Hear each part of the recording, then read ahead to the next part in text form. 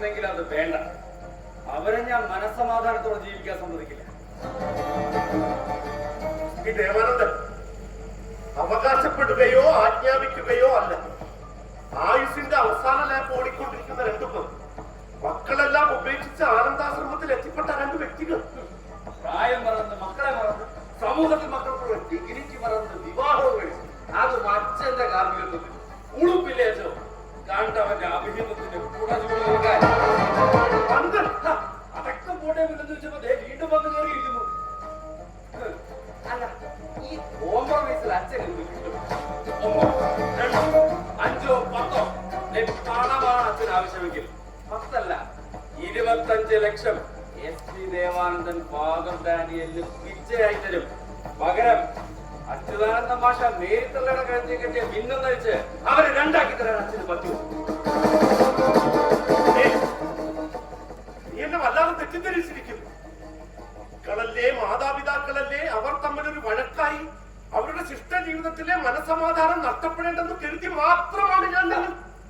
എന്റെ അച്ഛന്റെയും എന്റെയും ഇടയിലുള്ള കാര്യത്തില് മനസ്സമാധാനം കെടു തീർക്കാൻ ഫാദറിന് കഴിയില്ലെന്ന് ബോധ്യമായെങ്കിൽ ഫാദറിന് ഇറങ്ങാം.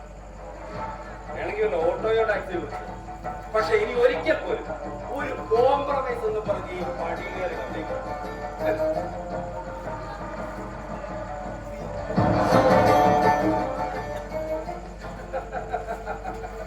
ദേവതി, അല്ലെങ്കിലേ ഫാദർ ഇങ്ങനെ വയറ് നിറഞ്ഞു നിൽക്കുക. ഇനിയിപ്പോ ഒരു ചായക്കുള്ള ഗ്യാപ്പൊന്നും ആ വയറ് കാണില്ല, അല്ലേ അച്ചോ? ശരിയാ, ശരിക്കും വയറ് നിറഞ്ഞു. SP ദേവാനന്ദൻ, മേഡം ഒരു കാര്യം പറയാം. ഇന്നലെ ആന്റണി നടത്തുന്ന ആനന്ദാശ്രമത്തിലെ 2 അന്തേവാസികളെ ആരൊക്കെയോ ചേർന്ന് അതിക്രമിച്ച് കൊല്ലാൻ ശ്രമിച്ചു. ചിലപ്പോ ആ കേസ് SP ദേവാനന്ദന്റെ മക്കളെ ഇത് ശ്രദ്ധിച്ചേക്കണം. മേഡവും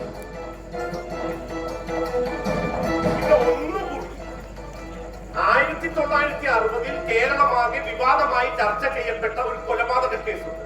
കുണ്ടറ ജോർജ് കൊലപാതകം. വായിച്ചില്ലെങ്കിൽ ലൈബ്രറിയിൽ നിന്ന് ആ കേസ് ഡയറി ഒന്നെടുത്ത് വായിച്ചു നോക്കണം. അതിൽ മീശ പോലും കിളുക്കാത്ത ഒരു പയ്യനെ കുറിച്ച് പരാമർശിക്കുന്നുണ്ട്. ഒരു 16-കാരൻ കൊച്ചേപ്പൻ എന്ന് വിളിക്കുന്ന ഡാനിയലിനെ കുറിച്ച്, അവന്റെ കൊലപാതക രീതികളെ കുറിച്ച്, അവന്റെ അപ്പൻ നാട്ടുരാജാവ് തോമസ് ഡാനിയലിനെ കുറിച്ച്, അയാളുടെ തോന്നിവാസങ്ങളെ കുറിച്ച്. SP ദേവാനന്ദൻ, ആകാശത്തിലെ നക്ഷത്രങ്ങളെ സമയങ്ങളെയല്ലേ തോറ്റു പോകും.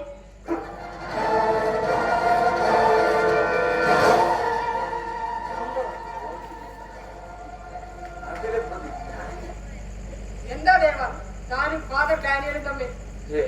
1-2 കാര്യങ്ങൾ പറഞ്ഞു ഓർത്തു. അല്ല, ആ പ്ലാൻ ചെയ്ത കാര്യങ്ങളെ പറ്റി ഫാദറിന് എങ്ങനെ? അതിന് വഴിയില്ല. ഉണ്ടാവരുത്. ഇനി ആ തലവേദന കൂടെ ശിരസിലേറ്റാൻ പറ്റും.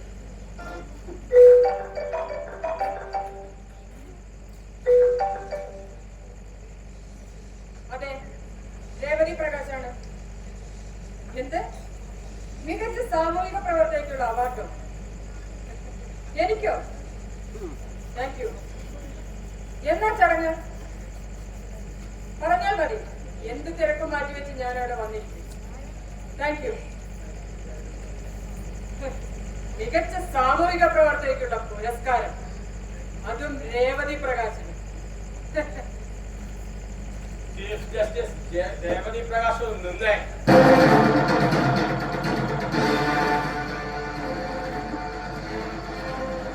ഞാൻ അച്യുതാൻ, ചിറക്കൽ വീട്ടിൽ അച്യുതാൻ.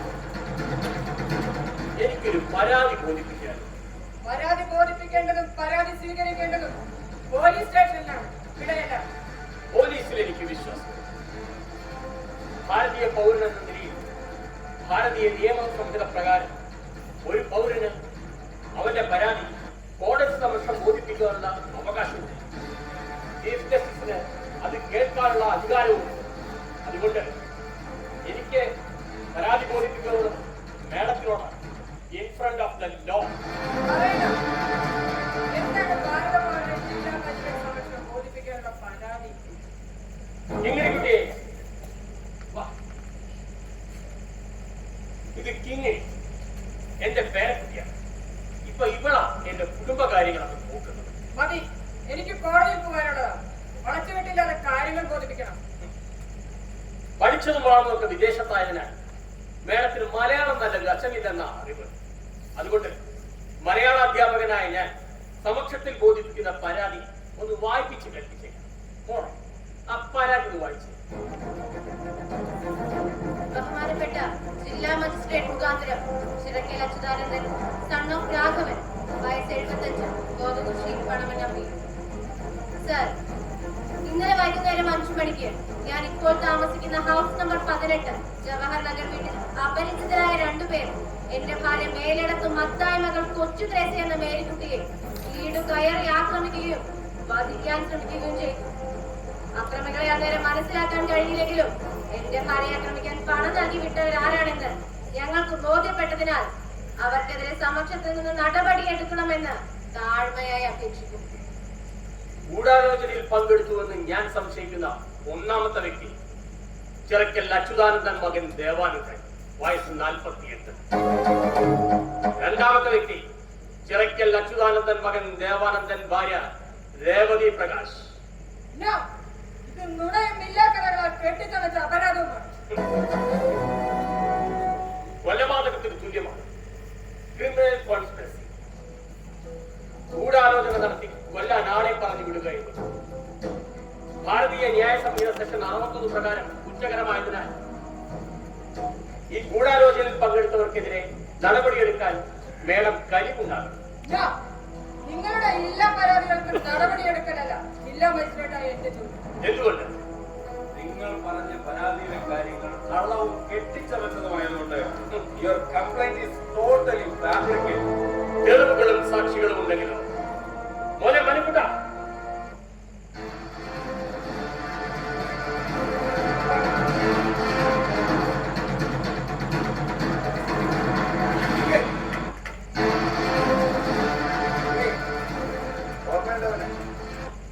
മുത്തശ്ശനെയും മേരി മുത്തശ്ശനെയും കൊല്ലാൻ വിട്ട ഗുണ്ടയാ.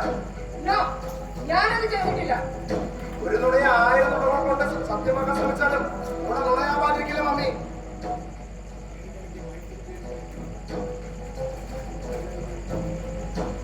മുത്തശ്ശ, ഇവരല്ല ഇത് ചെയ്തതെങ്കിൽ വെച്ചില്ലെങ്കിൽ പിന്നെ നമുക്ക് നേരിട്ട് കോടതി ഹാജരാക്കാം. വേണ്ട കുട്ടി. കൊല്ലാൻ ശ്രമിച്ചത് അവനാണെങ്കിലും കൊല്ലാൻ പറഞ്ഞു വിട്ടത് എന്റെ മകനാണ്. ഞാൻ ജന്മം കൊടുത്ത മകൻ. അതിനുള്ള ശിക്ഷ. SP ദേവാനന്ദൻ, നിനക്ക് നിന്റെ ഭാര്യ പ്രിയപ്പെട്ടതാണെങ്കിൽ എനിക്ക് എന്റെ മേരിയും വളരെ പ്രിയപ്പെട്ടതാണ്.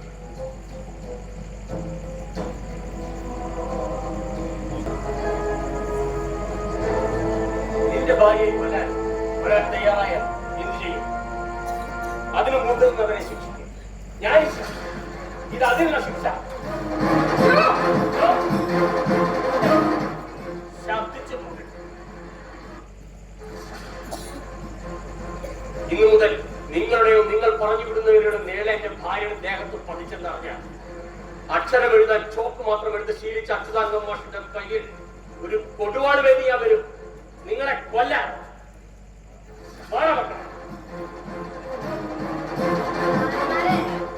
ജീവിതം എന്ന് പറയുന്നത് നിങ്ങൾക്ക് മാത്രം സുഖിക്കാനോ സന്തോഷിക്കാനുള്ളതല്ല, അത് ഞങ്ങൾക്ക് കൂടി അവകാശപ്പെട്ടതാ. കാരണം ജീവിതം ഞങ്ങൾക്കുമുണ്ട്. ആ ജീവിതത്തിലേക്ക് സ്വസ്ഥതയും സമാധാനം കെടുക്കുന്ന ദുഷ്ടജന്മങ്ങളായി ദയവ് ചെയ്ത് കടന്നു വരരുത്. ഞങ്ങൾ ജീവിച്ചോട്ടെ പ്ലീസ്.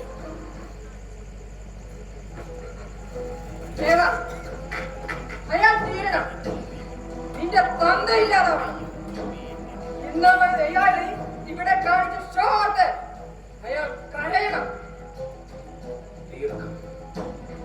ഇനിയാണ് കളി. നിയമവും അക്ഷരവും തമ്മിൽ, അച്യുതാനന്ദൻ മാഷും ദേവാനന്ദനും തമ്മിലുള്ള നരിവേട്ട.